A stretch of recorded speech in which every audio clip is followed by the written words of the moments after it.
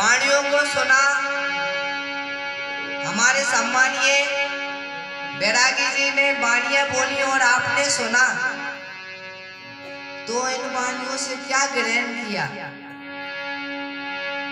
क्या सुना, क्या समझा, क्या विचार किया? सत्संग तो वही है, सत्य का संग।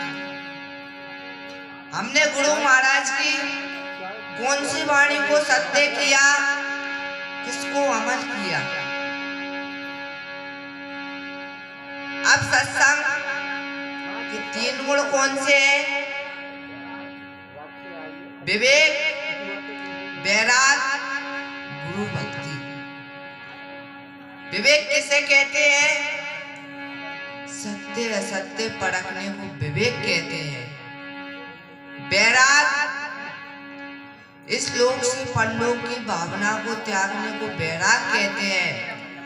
अगर हम सत्संग में बैठे हैं और घर ध्यान का लगा हुआ है, बातों का लगा हुआ है, काम काज का, तो शरीर अकेला बैठा, मन तो है ही नहीं है।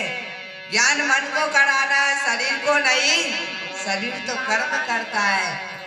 इसलिए अपनी सभी इच्छाओं को मार के सत्संग को ध्यान से सुने, श्रवण को ध्यान से लगाएं, उस पर विवेक विचार करें और गुरु भक्ति, गुरु के बताए मार्ग पे चले। तो सत्संग है और रात भर सुना और हमने सुनाया और ग्रहण न किया तो क्या फायदा यार हो? रात भर पीसा पारे में सकेला, क्या फायदा? चल्ली में भैंस लगाओगे तो क्या फायदा? उसमें विवेक विचार बुद्धि नाम की वो बनाओ, इससे कुछ तो मिले। हमने इतनी मेहनत की, समायने की, पर ग्रहण नहीं किया। आज सुना और कल वैसे का वैसा, क्या फायदा? तो सत्संग प्राप्त कैसे हो? संत महापुरुष कहते हैं 3 जगह से होती है: श्रवण, मानन, निध्यासन। श्रवण किसे कहते हैं? श्रवण सुनने को कहते हैं। अगर हम वाणी को ध्यान से सुन ही नहीं रहे तो फिर उसका निश्चय कैसे करेंगे, मानन कैसे करेंगे? और फिर तब सुना ही नहीं तो परखेंगे भी क्या? इसलिए सर्वप्रथम ध्यान सत्संग पे होना चाहिए, बातों में ना लगे, एक दिन बीड़ी तंबाकू को ना पिए, गुरु महाराज के वचनों को ग्रहण करें, ग्रहण करें। जय हो, जय हो। और अपने जीवन में गुरु जरूर बनाए, जरूर बनाए। राम कृष्ण से को बड़ा 3 लोक के वेदनी, फिर वे भी गुरु आज्ञा दी। तो राम कृष्ण तो भगवान थे, लेकिन उनके भी गुरु थे। यारो आप और हम कौन से खेत की मूली है? तब भगवान के गुरु थे।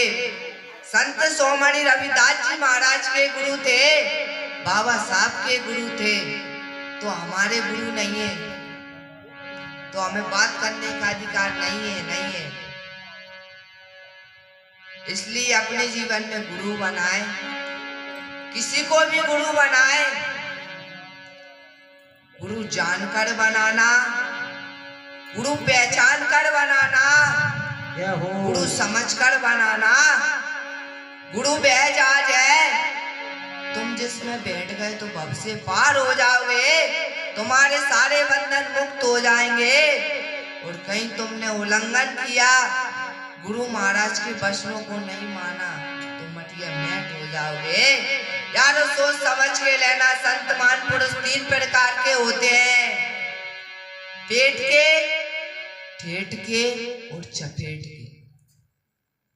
अब कुछ संत महापुरुष पेट के होते हैं भोजन के लिए, कुछ ठेठ बालापन से होते हैं और कुछ चपेट में बन जाते हैं। बीच में गलत कर्म कर लिए तो अब क्या करें? दाढ़ी बना ले, संत महापुरुष का वेश धारण कर ले। तो सही संत तो ठेठ का ही होता है।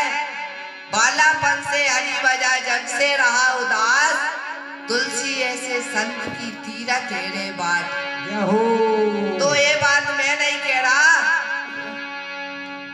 तुलसीदास जी कह रहे हैं। तुलसीदास जी रामायण रचयिता कह रहे हैं। इतनी बड़ी बात। दृढ़ प्रहलाद को देखो, माँ के गर्भ से ही भक्ति की है। अष्टांग ऋषि को देखो। तो यारो भक्ति करने की कोई उम्र नहीं है। भक्ति जब भी चाहो, अभी भी समय है। गुरु महाराज की शरण में चले जाओ, चले जाओ। लोग कहते हैं कि हम बुढ़ापे में भक्ति करेंगे। यारो पलट कर देखो, जवानों से शमशान भरे पड़े हुए हैं। जवान ही जा रहे हैं, बुढ़ापा ही नहीं जा रहा। तो अभी भी भजन कर लो भैया, भजन कर लो।